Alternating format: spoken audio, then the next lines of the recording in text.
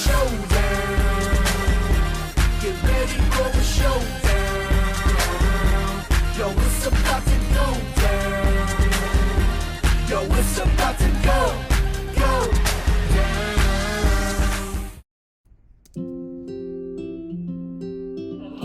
My Valentine is my boyfriend Milo. We've been together for over 2 years and I love him.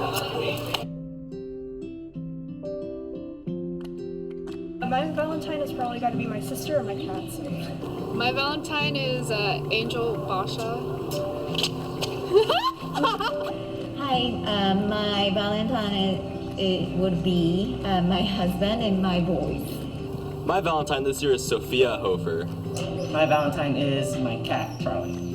My Valentines are my husband and my kids. Our Valentines are each other. My Valentine is my dog Roy. My Valentine is Alexandra Nielsen. My Valentines are my best friends Tom and Tam.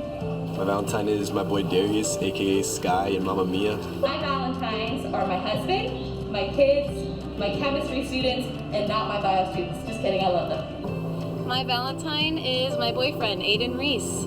So my Valentine's is NBA Youngboy because I love him and that's my boy. My Valentine's is Gatorade. So when you see me, Mrs. Markgraf, talking about my Valentine, you're probably going to expect me to say something about this guy who's a little bit odd. He's in the 300 building, Mr. Avalar. He's said a lot of stuff over the past few years, and you might have heard about us going to prom together or homecoming, me having to take him home early because his hip hurt from dancing too much. And so I'm here to clear that up. No, I can't say my Valentine is Mr. Avalar. Because my heart belongs to you, Grizzlies. You go. I know this one. You curve, and then you do that, and then you connect them. Or you just do this. This is what I do. Middle finger to curve it. I don't. Just do this. There you go. Happy Valentine's Day. Happy Valentine's Day. I was gonna sing with the easy one. Yeah. I've never seen a liar. I have never seen a body burning in a fire. I'm Vihanish, I'm a 12th grader and I'm one of the color guard captains. So in color guard we perform both with the band and by ourselves. It's kind of similar to dance. It has like dance roots and like ballet and maybe a little bit of jazz. But we also perform with different equipment. Most notably is probably the flags, but there's also rifles and sabers and other small equipment.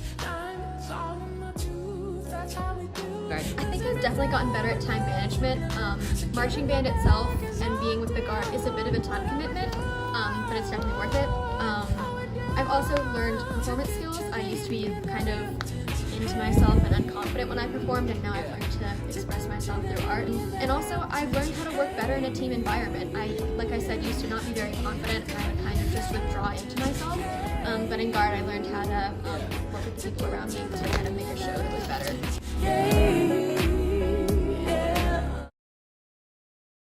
Hey Grizzlies, happy Valentine's Day. Today, ASB will be delivering heartgrams during 5th period. Also, our club president meeting has been moved to this Tuesday in the ASB room. In addition, we have 2 lunch events coming up. First one is on Wednesday, and we have our ping pong tournament in front of the ASB room. Lastly, we have a rock band performance during lunch Thursday. Make it a great day. Grizzlies, one thing I feel that isn't talked about enough is the G3 requirements. It's a super important part of our community and helping us succeed. So today, we're going to be running through and explaining the G3s. G1 is to be academically prepared! Shh! We're in a library. Sorry. It means to always be ready in class as well as on task with your A through G requirements. And that means hitting the books every once in a while.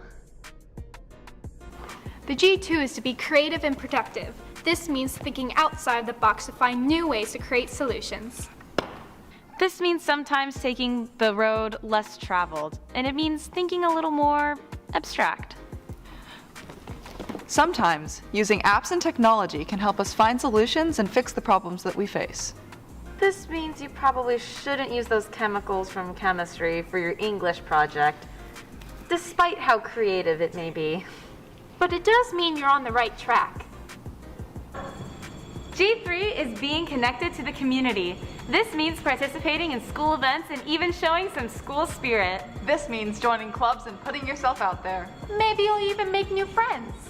Groups like 1TV and the Silver Tip are always looking for new people who are ready to be a part of a team. So Grizzlies, always follow the G3s. And make sure you put 1TV and journalism on your course selection for next year. We can't wait to meet you. I'd just like to say thanks to all our wrestling seniors.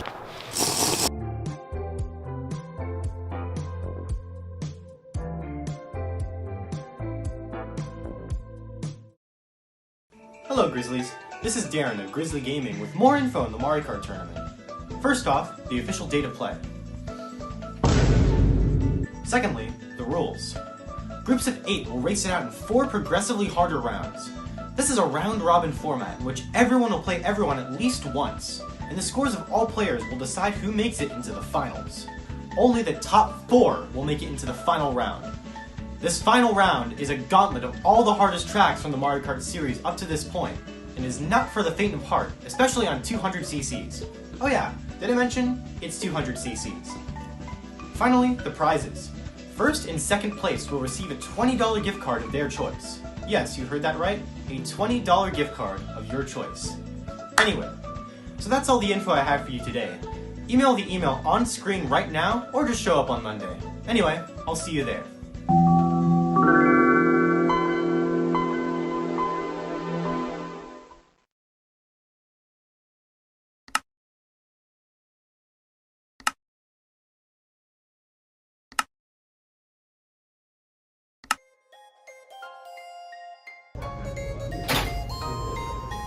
Five Nights at Freddy's?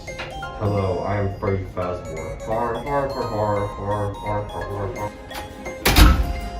I can't believe it's really Freddy Fazbear from Five Nights at Freddy. Remember that course selection is on February 14th for juniors, February 28th for sophomores, March 14th for freshmen, and March 21st for incoming 8th graders. No way, that is so cool. Thank you, Freddy Fazbear. Of course. Did you know that you should start running? Yeah, so Freddy. I think it was funny how you said that this actor was the first one to get this degree. Was Fred awake that long? Fazbear is now looking at his robot puppet. Wow, so maybe you're much more terrible at this game.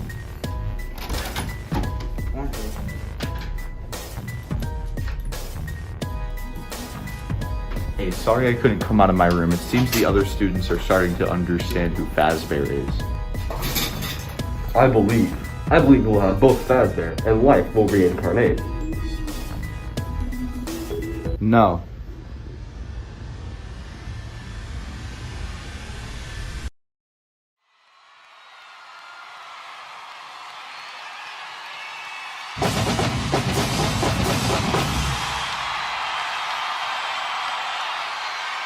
I'm telling y'all already.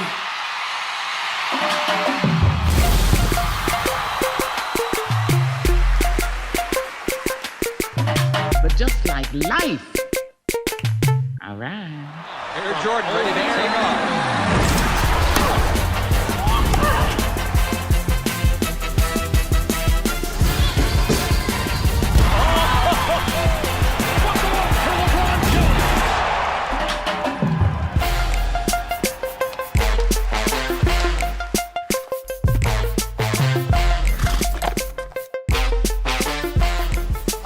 Can I get an amen? And welcome to the very first National Oprah Winfrey Show!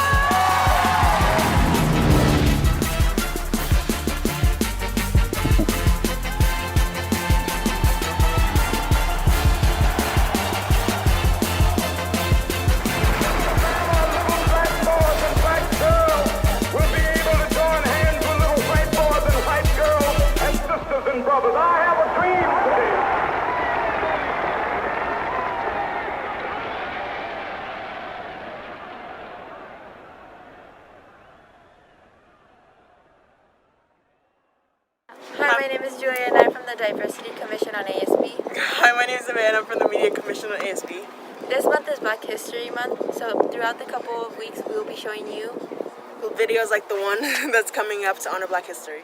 In August 1973, a young Jamaican-born New Yorker known as DJ Kool Herc threw a party in the South Bronx. With a pair of turntables, he improvised a technique that isolated and repeated musical breaks That technique would lay the foundation for a genre known as hip-hop. Hip-hop music emerged from house parties in the Bronx and spread like wildfire between friends and neighbors at block parties. The new sound was electrifying.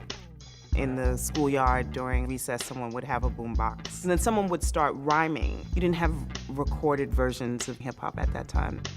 Within a few years, it had become an underground cultural movement, and its distribution was homemade. You couldn't purchase albums or records, and you couldn't hear hip-hop on the radio. The only way that you could participate in the culture musically was through these cassette tapes, which would circulate all throughout the city. As its influence deepened and broadened, the music spread from the underground onto the radio. In 1979, a group from suburban New Jersey released Rapper's Delight, one of the first hip-hop records. Now what you hear is not a test, I'm rapping to the beat. And me, the groove, and my friends are gonna try to move your feet. And the Sugar Hill Gang's hit was just the beginning. As hip-hop evolved, it became a passion shared by millions of young Americans who used it to articulate their identity and their politics, creating a vibrant, multicultural community across the country. Our generation of young people, we had to find new ways to communicate, just getting on the records and speaking about the truth. Its lyrics reflected the social and economic conditions of the inner cities as seen through the eyes of the people who lived there. Don't push me, cause I'm close to the edge. I'm trying not to lose my head. Say what? It's like a jungle sometimes. It makes me wonder how I keep from going under. I think it was Chuck D who said, it's the CNN of the black community. It's actually reporting on all of these things that we've experienced in poetry form and musical form.